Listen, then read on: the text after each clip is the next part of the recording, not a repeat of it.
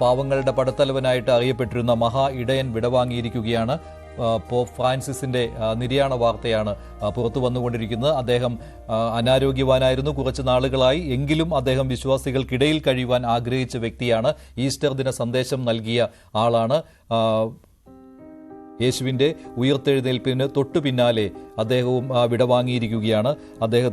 അദ്ദേഹം കഴിഞ്ഞ ദിവസം വരെ അദ്ദേഹം ആരോഗ്യവാനായി തിരിച്ചു വരുന്നത് വിശ്വാസികളെ സന്തോഷത്തിലാക്കിയതാണ്. പക്ഷേ പൊടുന്നനെ അദ്ദേഹത്തിൻ്റെ അന്ത്യം സംഭവിക്കുകയായിരുന്നു. സമാധാന ദൂതനായിട്ടാണ് അദ്ദേഹം അറിയപ്പെട്ടിരുന്നത്. 2013 മുതൽ അദ്ദേഹം വത്തിക്കാനിൽ മാർപ്പാപ്പയായി സേവനം തുടരുകയായിരുന്നു. 12 വർഷമാണ് അദ്ദേഹം മാർപ്പാപ്പ പദവിയിൽ ഉണ്ടായിരുന്നത്. ബ്യൂണസ് അയേഴ്സിലെ ആർച്ച് ബിഷപ്പായിരുന്നു അദ്ദേഹം. കർദിനാൾ ജോർജ് മാരിയോ ബെർഗോളി എന്നാണ് അദ്ദേഹത്തിൻ്റെ നാമം. 2013 അദ്ദേഹം കത്തോലിക്ക സഭയുടെ 266ാമത്തെ മാർപ്പാപ്പയായി തിരഞ്ഞെടുക്കപ്പെടുകയായിരുന്നു.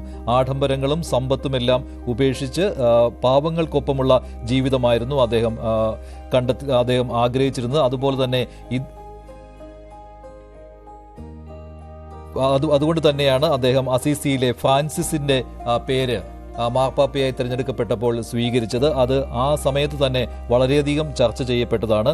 ലോകത്തെമ്പാടും സമാധാനം കൊണ്ടുവരുവാൻ ആഗ്രഹിച്ചയാളാണ് മാർപ്പാപ്പ. അതിനാൽ തന്നെ യുദ്ധത്തിനെതിരെയും അഭയാർത്ഥി പ്രശ്നത്തിലും എല്ലാം തൻ്റെ ശക്തമായ നിലപാട് അദ്ദേഹം ലോക ജനതയ്ക്ക് മുന്നിൽ, ലോക നേതാക്കൾക്ക് മുന്നിൽ തുറന്നു പറഞ്ഞിരുന്നു. ഏറ്റവും ഒടുവിൽ ഗാസയിലെ യുദ്ധത്തെക്കുറിച്ചും അദ്ദേഹം ആ രീതിയിൽ തന്നെയാണ്, ഗാസയിൽ പാവങ്ങൾക്ക് നേരെ നടക്കുന്ന ആക്രമണങ്ങളെക്കുറിച്ചും പാവപ്പെട്ട കുട്ടികളെ കൊന്നൊടുക്കുന്നതിനെക്കുറിച്ചും എല്ലാം അദ്ദേഹം തൻ്റെ നിലപാട് വ്യക്തമാക്കിയതാണ്. ലോകം ഓരോ തവണയും ഈസ്റ്ററിനും ക്രിസ്മസിനുമൊക്കെ അദ്ദേഹത്തിൻ്റെ സന്ദേശങ്ങൾക്ക് വേണ്ടി കാതോർത്തിരുന്നു. അക്രമങ്ങളെയും അതുപോലെ തന്നെ ഹിംസയെയും എന്നും എതിർത്ത് വന്നിട്ടുള്ളയാളാണ് പോപ്പ് ഫ്രാൻസിസ്. അദ്ദേഹം മാർപ്പാപ്പയായി തിരഞ്ഞെടുക്കപ്പെടുന്ന സമയത്ത് തന്നെ അദ്ദേഹം പറഞ്ഞ ഒരു വാചകം അത് ഏറെ ശ്രദ്ധേയമായതാണ്, ഏറെ ചർച്ച ചെയ്യപ്പെട്ട ഒന്നാണ്. 2013 മാർച്ച് 13 മറ്റു കർദിനാൾമാർ ചേർന്ന് അദ്ദേഹത്തെ മാർപ്പാപ്പയായി തിരഞ്ഞെടുത്ത സമയത്ത് അദ്ദേഹം പറഞ്ഞതാണ്, എന്നെ തിരഞ്ഞെടുത്തതിന് ദൈവം നിങ്ങളോട് ക്ഷമിക്കട്ടെ എന്ന്. നാം എല്ലാവരും ശുദ്ധീകരിക്കപ്പെടേണ്ടവരാണ്. ഒന്നാമത് ശുദ്ധീകരിക്കപ്പെടേണ്ടത് ഞാനാണ്. ഇതായിരുന്നു അന്ന് പോപ്പ് ഫ്രാൻസിസിൻ്റെ വാക്കുകൾ. അതിനു മുൻപും അദ്ദേഹത്തിന് പോപ്പായി തിരഞ്ഞെടുക്കപ്പെടുവാനുള്ള അവസരം വന്നതാണ്. പക്ഷേ ആ സമയത്ത് അദ്ദേഹം സഹ കർദിനാൾമാരോട് ആവശ്യപ്പെട്ടത് തന്നെ പോപ്പായി തിരഞ്ഞെടുക്കുവാനായി വോട്ട് ചെയ്യരുത് എന്നാണ്. അത് 2005 പോപ്പ് ജോൺ പോൾ രണ്ടാമൻ വിടവാങ്ങിയതിനു ശേഷം നടന്ന കോൺക്ലേവിലായിരുന്നു. 2013 മാർച്ച് 13 കോൺക്ലേവിലാണ് അദ്ദേഹത്തെ മാർപ്പാപ്പയായി തിരഞ്ഞെടുത്തത്. ലോകത്തെമ്പാടും യാത്രകൾ നടത്തുവാൻ അദ്ദേഹം താല്പര്യം കാട്ടിയിരുന്നു.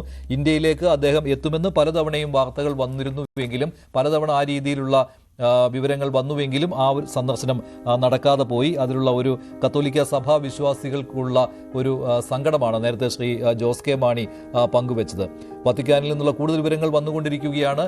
ലോക നേതാക്കൾ വത്തിക്കാനിലേക്ക് എത്തുവാനുള്ള സാധ്യതയാണ് ഉള്ളത്. വത്തിക്കാനിലേക്ക് ഇപ്പോൾ കത്തോലിക്ക സഭാ വിശ്വാസികളുടെ പ്രവാഹമാണ്. ഇന്നലെ ഈസ്റ്റർ ദിനത്തിൽ പാപ്പയുടെ സന്ദേശം കേൾക്കുന്നതിന് വേണ്ടി സഭാ വിശ്വാസികൾ വത്തിക്കാനിലേക്ക് ഒഴുകിയെത്തിയതാണ്. അതേപോലെ തന്നെ അദ്ദേഹത്തിൻ്റെ വിയോഗ വാർത്ത കേട്ടപ്പോഴും വത്തിക്കാനിലേക്ക് വിശ്വാസികൾ എത്തിക്കൊണ്ടിരിക്കുന്ന കാഴ്ചയാണ് ഇപ്പോൾ കാണുന്നത്.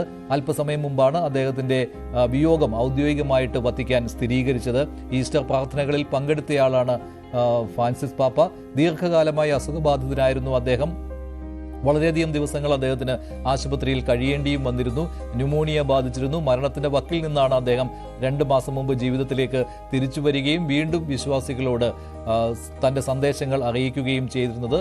അപ്പോഴും അദ്ദേഹം സമകാലീന സംഭവ വികാസങ്ങളിൽ ലോകത്തെമ്പാടും പാവങ്ങൾക്ക് നേരെ നടക്കുന്ന അക്രമങ്ങൾക്ക് എതിരെയുള്ള പ്രതികരണമാണ് അദ്ദേഹത്തിൽ നിന്ന് ഉണ്ടായത്. യാഥാസ്ഥിതികനാണ് എന്ന് സ്വയം അദ്ദേഹം പറയുമ്പോഴും അദ്ദേഹം പുരോഗമനപരമായ ആശയങ്ങൾ പിന്തുടരുവാൻ ആഗ്രഹിച്ചതും അത്തരം സന്ദേശങ്ങൾ നൽകുകയും ചെയ്തിരുന്ന വ്യക്തി കൂടിയാണ്. കാർത്തിക് ചേരുന്നു മറ്റു വിവരങ്ങളുമായി. കാർത്തിക്, ലോക നേതാക്കളുടെ അനുസ്മരണങ്ങൾ വന്നിട്ടുണ്ടോ? എന്താണ് മറ്റു വിവരങ്ങളുള്ളത്? ലോക നേതാക്കളുടെ അനുസ്മരണം പല കോണുകളിൽ നിന്നും വന്നുകൊണ്ടിരിക്കുന്നു.